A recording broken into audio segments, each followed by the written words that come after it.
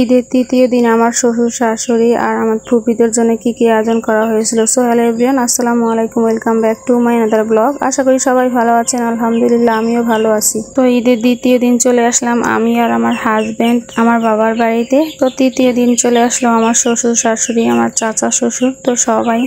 তো তাদের জন্য কি কি করলাম, তো তাদের জন্য আমি একটা পিঠা বানাচ্ছিলাম এখানে ডিম দিয়ে। তো এখানে আমি 2টা ডিম নিয়েছি আর নিয়েছি চিনি আর সামান্য পরিমাণ লবণ। তো ভালো করে আমি নেড়েচেড়ে একদম ডিম আর চিনিটা গলিয়ে নেব ভালো করে। তারপর এখানে দিয়ে দেব কিছুটা আটা আর চিনি ভালো করে মিশিয়ে নিতে হবে। আর এতটুকু পরিমাণ ঘন রাখতে হবে, আর বেশি ঘন হলে ভালো হবে না পিঠা। এখন অল্প তেল দিয়ে একটা ডিম পোচ করে নিচ্ছি। তারপর ডিমটা আমি তুলে নিয়ে সেই ব্যাটারটা গুলে রেখেছি ডিম আটা দিয়ে, ওটার ভিতরে আমি ডিমটা একদম নেড়ে চেড়ে উল্টে পাল্টে মেখে নেব। 2 পিঠ ভালো করে মেখে নিয়ে আটাগুলো মাখিয়ে নিয়ে তারপর আমি ডুবা তেলে ভেজে নেব।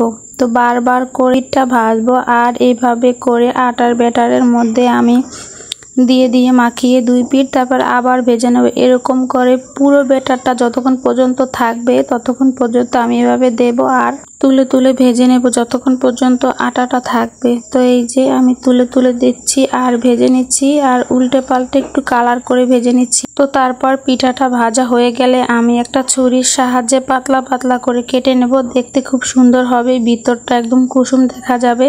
তো এদিকে আমার ভাইয়ের বউ পাশের চুলায় আবার নুডলস, ডিম পোচ আর যা প্রয়োজন সবকিছুই করে নিয়েছিল। আর এই যে পিঠা বানানোর পর ঠিক দেখতে এরকমটা হয়েছে, খুব সুন্দর তাই না? এই পিঠাটা খেতে আমার হাজবেন্ড খুবই পছন্দ করে। আর শর্টকাট মেহমান আসলে মেহমান বসিয়ে রেখে খুব তাড়াতাড়ি এই পিঠাটা বানিয়ে নেওয়া যায়। আর খেতেও অসম্ভব মজা এই পিঠাটা। তো নাস্তা শেষ করে দুপুরে রান্না বান্না করার শুরু হয়ে গেল মাটির চুলায়।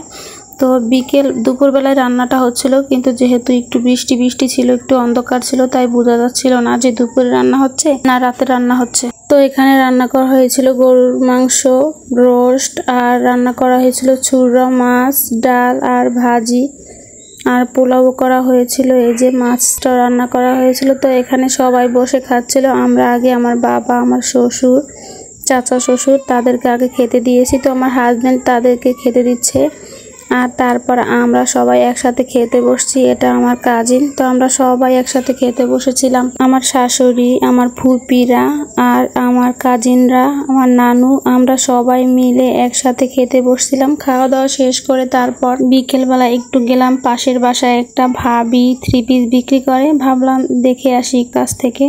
তো আমি এই 3 পিসগুলো দেখছিলাম আর এই 2টো 3 পিস আমি নিচ্ছিলাম আর ওনার কাছেই বানিয়ে নিয়েছিলাম। আর খুবই সুন্দর 3 পিসগুলো ছিল আর ওর বানানোটাও খুব সুন্দর ছিল, তাই ওনার কাছেই আমি 3টা 3 পিস বানিয়ে নিয়েছিলাম আর খুব সুন্দর করেও বানিয়ে দিয়েছিলেন। আর এই 3 পিসগুলো একটু ভালোই ছিল, বাসায় সবসময় পরার জন্য খুব ভালো, তাই নিয়েছিলাম। তো ওখান থেকে এসে একটু নাস্তা করলাম।